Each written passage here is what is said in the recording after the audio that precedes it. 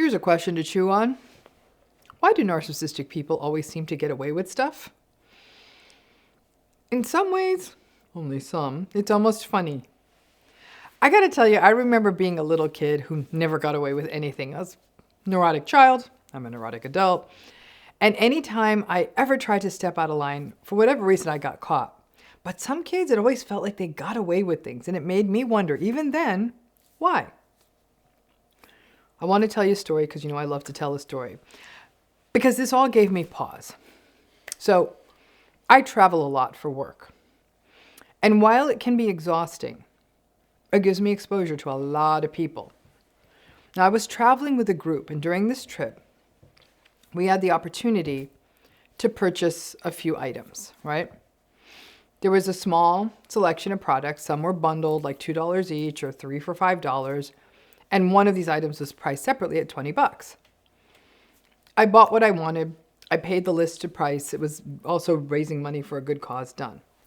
But then there was this guy in the group. He had a lot of money. It was very clear because he made sure everyone knew it.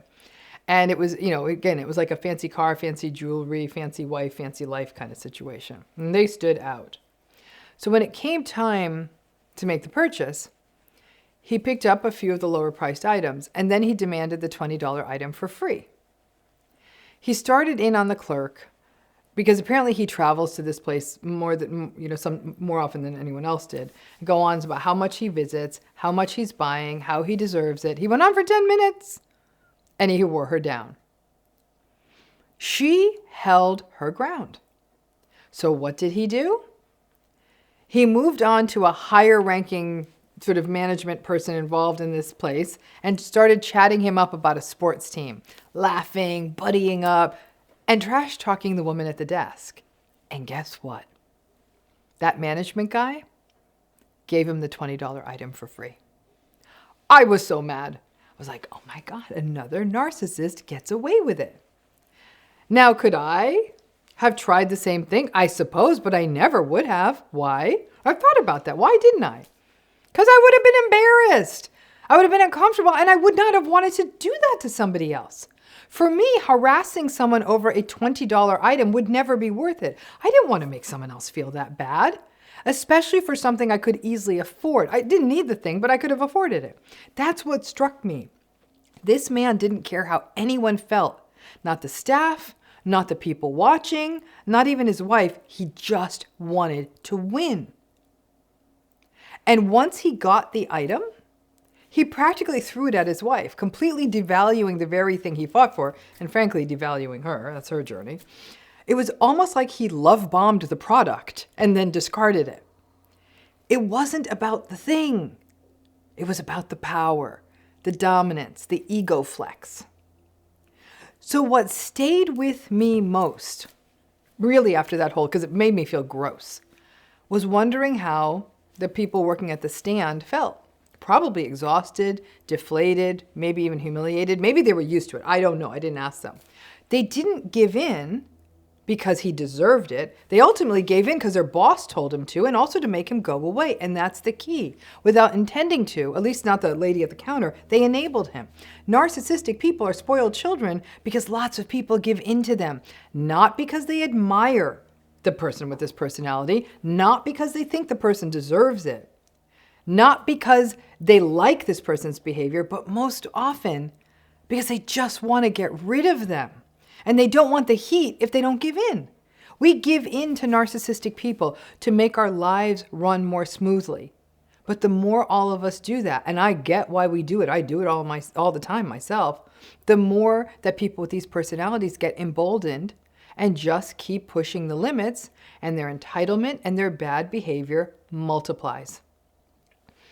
In that scenario, why did the manager cave? I don't know, maybe he's also a jerk too. The item probably cost the shop like $2 to make. It wasn't worth the headache for the manager, but that narcissistic person walked away thinking he won.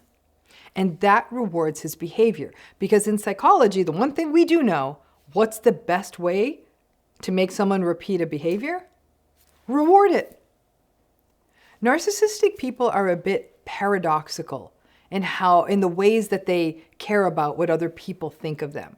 overall, especially grandiose narcissistic folks, they really care what people think of them.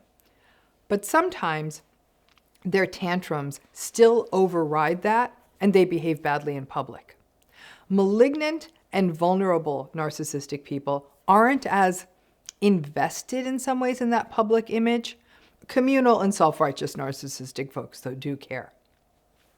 But narcissistic people often don't care about what they deem as people or being people below them, think of them.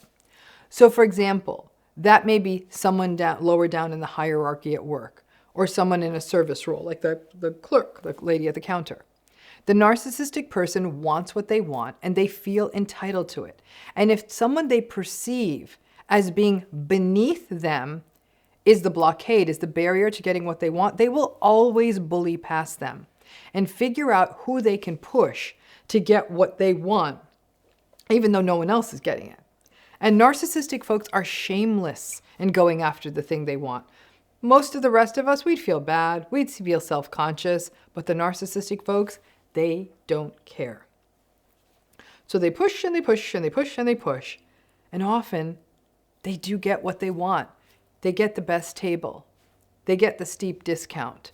They get the special treatment, the upgrade, the better seats, the VIP treatment. And each time they do it, it pumps up their grandiosity. Look at me. I'm such a deal maker. I'm so clever. I deserve this treatment. Some of you listening to this may wonder, or may think, maybe not even wonder, thinking like, it's actually the shame that would stop me from doing this. And we know that shame is a key dynamic for narcissistic people, interestingly. All of their perfectionism and their competitiveness and their ambition and their grandiosity and their bragging, all of that is a hedge against that deep-seated shame that they want to keep hidden down, and it's always threatened to boil up. So yes, narcissistic people do feel shame. And when it pops, it's lots of anger and rage and chaos and lawsuits, you name it. So you may wonder, do they feel shame when they test these boundaries and push and ask and keep asking until they get what they want, even if it's a $20 piece of whatever at a little stand? Well, not really, because of the entitlement. Now, if they don't get the thing, or they're publicly called out for their behavior, if that manager has said, no, I'm not giving this to you, then you may see some of that shame pop out. But otherwise, no, you may feel embarrassed to haggle over a few bucks. Narcissistic people feel entitled to it. If you're a business owner and just want someone to hire someone who just closes deals shamelessly, you may want to hire a narcissistic person. But when that behavior shows up in personal relationships, well, obviously that's where it causes real damage. In a close relationship, narcissistic people bring that same win at all costs mentality. They don't care if they hurt their partner, if they hurt their child, if they hurt their friend. They rationalize it and they just want to win. And many of us in these power struggles with them eventually will say, fine, whatever, do what you want, just to make the argument stop. That's not a real win. We gave in, not because they were smarter than us, because we're trying to preserve our own damn sanity. But the narcissistic person doesn't see it that way. To them, it's just another victory, reinforcing their belief that they are expert negotiators or expert deal makers or great debaters. They truly believe that it went their way because either they're so special they deserve it, or they're such good negotiators that they always get their way because they made a strong argument. And that's why they so often get what they want. It's their shamelessness. It's the lack of self-awareness. It's the utter low empathy and the lack of regard for how other people are affected by their behavior. And because the rest of us, especially those with empathy, give in just to not have the headache or to keep the peace, that makes sense, because who really has the time for this? But here's the thing. By giving in, by not confronting it, by just letting it go, we also have to recognize that we are enabling them. We're not meaning to, but we do. And the longer we do it, the worse the behavior gets. It escalates over time, not because the narcissistic person's getting smarter. It's because they're getting more emboldened. because it works almost every time. And it's not just us, it's just about everyone. Since most people are not narcissistic, the vast majority of people are not. Maybe the businesses in the world just view it as opportunity cost. They're willing to give in because in the long run it's cheaper than arguing with the baby man. But in our personal lives, it's not so cut and dried. So we have to ask ourselves, how do we enable the narcissistic people in our lives? Do we avoid conflict just to keep things running smoothly and to avoid depleting our bandwidth and to avoid getting worn out? Do we give in just because it's not worth the fight? And if so, are we doing a good thing or are we just giving them permission? Sadly, what ends up happening is that we often feel that we are the ones responsible for creating the monster. We blame ourselves for giving in. We may even view ourselves as weak. We may believe we are the ones who are bad at the boundaries. We may be the ones who think that we're the problem. Remember, it is not you. It's not you. It's the insistent, almost obsessive wearing down that is the dynamic of the narcissistic relationship. Your saying yes to whatever the hell it is they're asking for isn't true agreement. It's survival. And again, this incessant hammering down of us that narcissistic people do. Listen, if you have ever tried to negotiate a deal with a narcissistic person, or go to family court, or even plan a wedding, you know that decisions didn't get made collaboratively. They got made by attrition, exhaustion, and surrender. Sometimes, many times if you're in one of these relationships, we're tired. Sometimes we don't want to be the narcissist whisperer. Sometimes we just want a break, and that's okay. Sometimes, in the case of that manager, it's just easier to give the person the cheap trinket they want, to just give the angry passenger the upgrade, to relent on a few extra bucks, to get the roses instead of the daisies, to let them have the aisle seat. Our exhaustion, not their fabulous negotiation abilities or charm, is how narcissistic people get away with everything. Thanks again.